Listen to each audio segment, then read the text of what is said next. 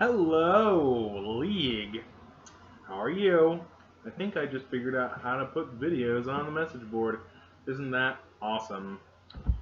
Well, I wanted to make this video as a stand-in for what I usually write on the message board. See, making this video in a couple of minutes way faster than me typing all that smack talk out. So, here begins our preview of Week 1. First, let's start with our reigning champ, Charles in charge.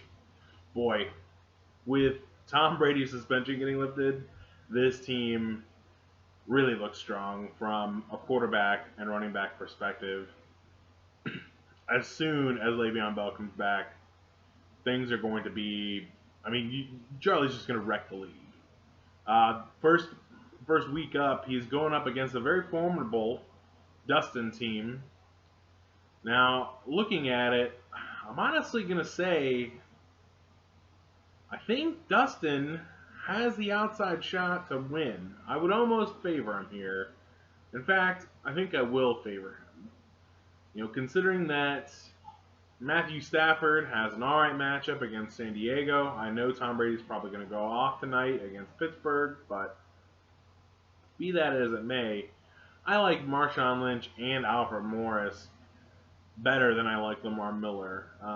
Lamar Miller, even when he was good last year, wasn't 100% super reliable. I know that Washington defense is terrible, but I believe in Marshawn Lynch, and I also believe in Jeremy Maclin and DeAndre Hopkins more than I believe in Amari Cooper and Allen Robinson.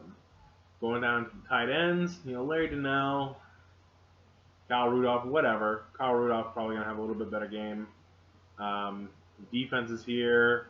I think that Dolphins defense for Charlie is going to have a field day with Kirk Cousins. But all in all, ESPN projects Charlie as a 3-point favorite. I actually would make Dustin a 3-point favorite in this game. Moving on, we will discuss our runner-up from last year, Mike Hughes, squaring off against Leo Bible. I gotta say, I love Leo's new team name. He might be this matchup is less about the players and more about how awesome the team names are. JPP's finger exploded and broken hip stirs is hilarious.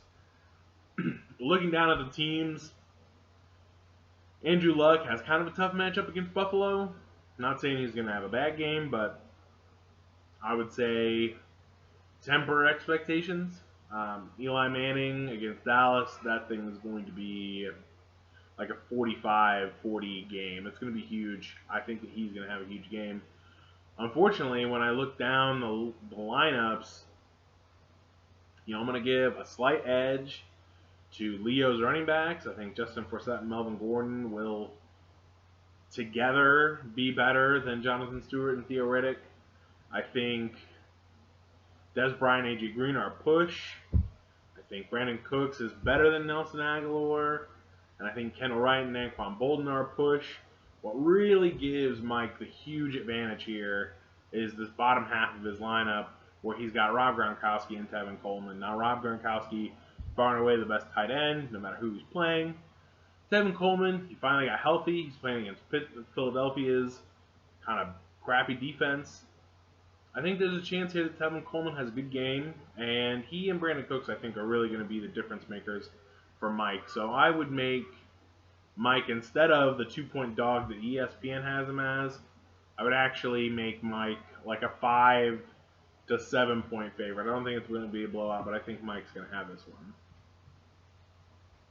Moving on to the next team, we're going to go Potoff versus Joe Krupa. Another good set of team names.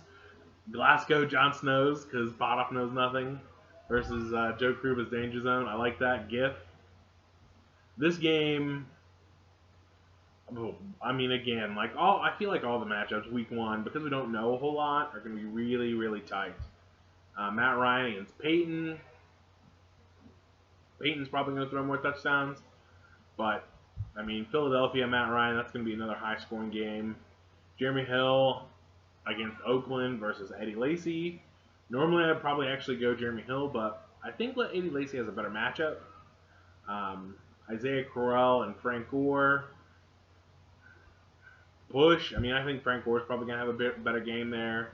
Antonio Brown's going to be better than Calvin Johnson. I think Jarvis Landry is going to eke out a better game than T.Y. Hilton.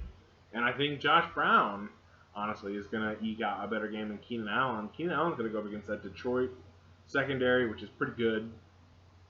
Ed Arroyo might not play in this game, Potoff, so I would maybe find a different player, although, like I said, you can't make an omelet without breaking C.J. Spiller. He's already hurt. But, maybe James Jones recently signed. Could be somebody you could put in there at your flex. What really sells it here, again, this bottom half, the tight end and flex area. Travis Kelce is going to be huge against Houston. And Doug Martin, I do think Doug Martin might be, the hate's gone too far. I think Doug Martin is going to be really good. So given the fact that Peyton Manning, Frank Gore, Antonio Brown are all advantages, I think across the board, Joe has a strong advantage on Potoff this week. I think ESPN has it right. ESPN has it about an 8-point favorite. I would actually probably make it closer to 10. I think Joe wins this one pretty easily.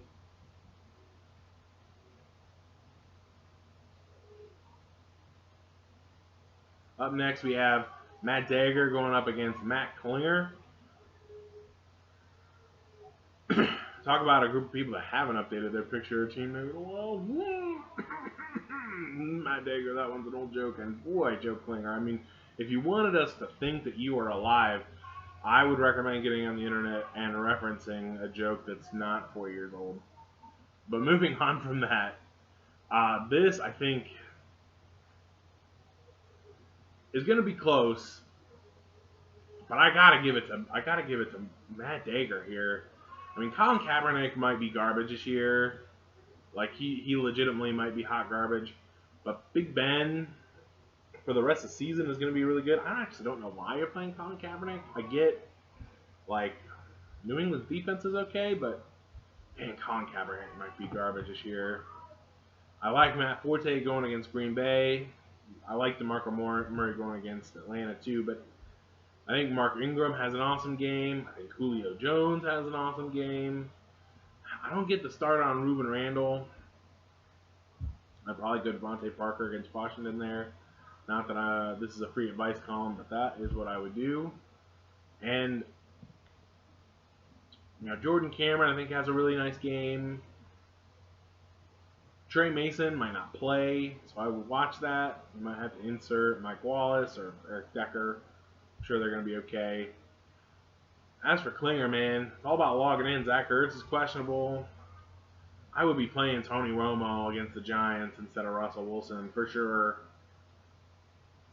Daniel Herron, not on a team anymore.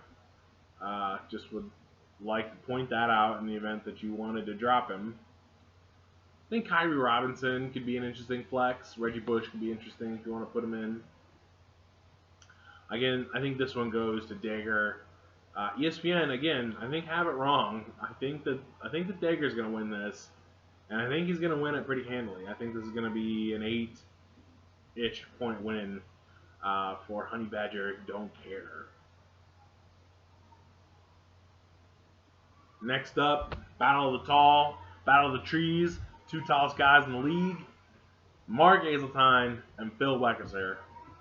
Perennially, folks that you don't necessarily consider bastions of fantasy football knowledge, though Mark does have that fluky championship from when he was gifted Rob Gronkowski, and Drew Brees broke the all-time yardage record and had a great year.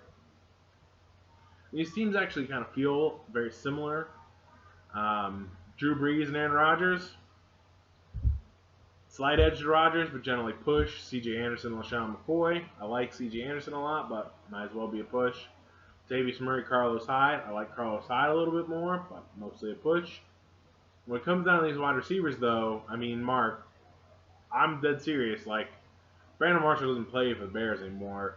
He is going to have a terrible year. Terrible. Alshon Jeffrey, soft tissue hamstring injury. Get him out of there, man. He's not playing. Martellus Bennett is going to be awesome in September. I hope you enjoy all 6 of the touchdowns he's going to score this month because he will score no more after this. Phil, man. Michael Floyd, TJ Yeldon, don't play him. I mean, looking at your bench, there's not a whole lot else going on. You did come in second to last place on my rankings, but I would definitely be starting like Brandon Coleman or even Bishop Sankey. Hell, Bishop Sankey is gonna have a better game than TJ Yeldon. This is definitely the matchup that is like flip a coin because both teams aren't that good. I think, flipping the coin because of Aaron Rodgers, I'm gonna give it to Phil. I think he's gonna win. Yeah, ESPN's got it right. 2 points. I think that's where we're gonna be. Finally, Seattle Niners versus Old Dirty Beckham Jr. Me and Amy. 2 friends. One person that I know I tick off a lot because I say things that are not very nice sometimes. But I like the new picture. I think it's awesome. I think that this game is going to be close. I think that I'm going to win because I think that I have the quarterback play. I think that Joseph Randall is going to be way better than Devontae Freeman. And I think that Andre Johnson, Devontae Adams are going to be better than Sammy Watkins, who, by the way, is going to get targeted 15 times, but Tyrod Taylor is going to throw it over his head 15 times. Probably not going to connect with him once. Jimmy Graham's definitely going to have a better game than Heath Miller, but I think that I'm making up for it in steady play.